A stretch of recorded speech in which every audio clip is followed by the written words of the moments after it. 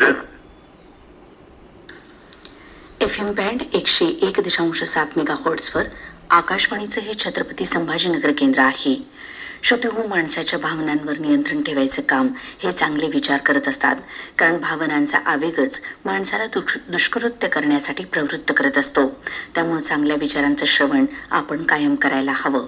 याच अनुषंगानं चांगल्या विचारांचं अमृत देणाऱ्या अमृतधारा या कार्यक्रमात ऐकूयात तारतम्य याविषयी डॉक्टर सतीश ढगे यांचे विचार. तारतम्य म्हणजे काय? योग्य अयोग्य, महत्वाचं गौण, सत्य असत्य, तात्कालिक शाश्वत यामधला भेद ओळखण्याची क्षमता म्हणजेच तारतम्य. एखाद्या व्यक्तीला एखाद्या विषयाचं ज्ञान असणं ही एक गोष्ट, पण त्या ज्ञानाचा योग्य वेळी, योग्य ठिकाणी, योग्य प्रमाणामध्ये उपयोग करण्याच्या व्यक्तिवैशिष्ट्याला आपल्याला तारतम्य असं म्हणता येईल. एका संस्कृत सुभाषितात म्हटलेलंच आहे ना, विवेक भ्रष्टानाम भवती विनिपाताः शतमुखाः. म्हणजेच ज्यांचा विवेक हरवतो, ज्यांचं तारतम्य सुटतं, त्यांच्या पतनाला 100 वेगवेगळ्या प्रकारचे मार्ग तयार होतात. आज आपल्याकडे भरपूर माहिती आहे, पण विवेकाचा अभाव आहे. मोबाईलच्या एका क्लिकवर जगाची संपूर्ण माहिती मिळते, परंतु काय स्वीकारायचं आणि काय नाकारायचं याचंच जर आपल्याला तारतम्य नसेल तर तीच माहिती आपली दिशाभूल करू शकते. जीवनामधल्या अनेक समस्या या अज्ञानामुळे नाही तर तारतम्याच्या अभावामुळे निर्माण होत असतात. अनेक वेळा आपण भावनेच्या भरामध्ये निर्णय घेतो, रागाच्या भरात बोलतो, मोहाच्या आधारी जातो आणि नंतर मात्र पश्चाताप करत बसतो. भगवद्गीतेमध्ये भगवान श्रीकृष्ण अर्जुनाला ज्ञान देतात, पण त्याहून महत्वाचं म्हणजे अर्जुनाला विवेकानं निर्णय घेण्याची क्षमता प्रदान करून देतात.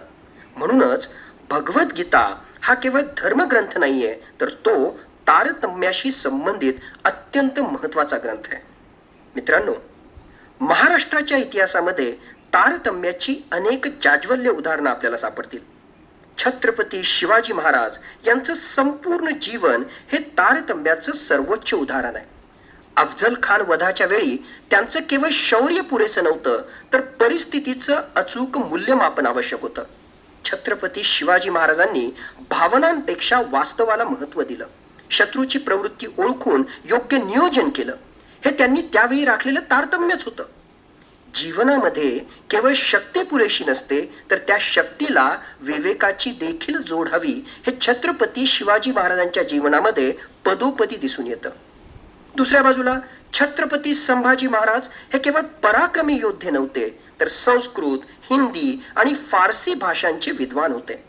औरंगजेबानं धर्मांतराचा दबाव त्यांच्यावर आणला, तेव्हा जीव वाचवण्याचा मार्ग त्यांच्यासमोर होता, पण त्यांनी क्षणिक लाभ आणि शाश्वत मूल्य यांच्यामधलं तारतम्य ओळखलं. त्यांनी धर्म, स्वाभिमान आणि राष्ट्रनिष्ठा यांना आपल्या प्राणांपेक्षा सुद्धा मोठं मानलं. ही त्यांची केवळ शौर्य गाथा नाही, तर त्यांच्या मूल्यांच्या तारतम्याची सर्वोच्च अभिव्यक्ती आहे. नंतरच्या काळामध्ये छत्रपती शाहू महाराजांचं जीवन आपण अभ्यासलं तर त्यामध्ये सामाजिक न्यायाचं तारतम्य आपल्याला दिसून येतं. छत्रपती शाहू महाराज यांनी समाजामधील दुर्बल घटकांना शिक्षणाची संधी उपलब्ध करून दिली आणि त्यांनी ओळखलं की समाजाच्या विकासाचा पाया हा तलवारीमध्ये नसून शिक्षणात आहे. हेच त्यांचं सामाजिक न्यायाचं तारतम्य. श्रोते हो, आपल्या दैनंदिन जीवनामध्ये देखील तारतम्य अत्यंत आवश्यक आहे. पैसा महत्वाचा आहे, पण तोच सर्वस्व नाहीये. यश महत्वाचं आहे, पण मूल्यांपेक्षा मोठं नाहीये. तंत्रज्ञान उपयुक्त आहे, पण ते नात्यांची जागा घेऊ शकत नाही. स्पर्धा आवश्यक आहे, पण संवेदनशीलता हरवून नाही. यालाच तर जीवनामधलं तारतम्य म्हणतात ना, अति सर्वत्र वर्जयेत. हे संस्कृत सुभाषित केवळ संयम शिकवत नाही, तर तारतम्याचं सूत्र सांगतं. योग्य प्रमाण, योग्य मर्यादा आणि योग्य प्राधान्य यांचं भान म्हणजेच तारतम्य. आज सोशल मीडियाच्या युगामध्ये आपल्याला प्रत्येक गोष्टीवर लगेच प्रतिक्रिया द्यायची सवय झालेली आहे, परंतु प्रतिक्रिया आणि प्रतिसाद यामध्ये फरक असतो, हे आपल्याला लक्षात घ्यावं लागेल. प्रतिक्रिया ही भावनेमधून येत असते, तर प्रतिसाद हा विवेकामधून येतो. तारतम्य आपल्याला प्रतिक्रियात्मक नाही तर विवेकशील बनवत असतं. श्रोते हो, जीवनामध्ये ज्ञान मिळवा, अनुभव मिळवा, यश मिळवा, पण त्या सर्वांना दिशा देणारं तारतम्य देखील जोपासा. कारण ज्ञानाला विवेकाची जोड मिळाली की प्रज्ञा निर्माण होते. शक्तीला तारतम्याची जोड मिळाली की नेतृत्व निर्माण होतं आणि जीवनाला तारतम्याची जोड मिळाली की आपलं जीवन धन्य होतं.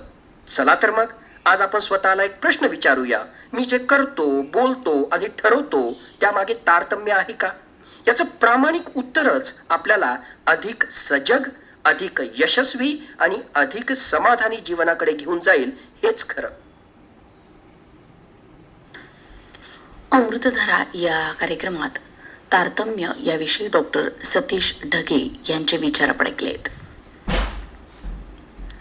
FM बँड 101.7 मेगाहर्ट्झवर श्रोते आपण ट्यून केलं आहे आकाशवाणीचं छत्रपती संभाजीनगर केंद्र.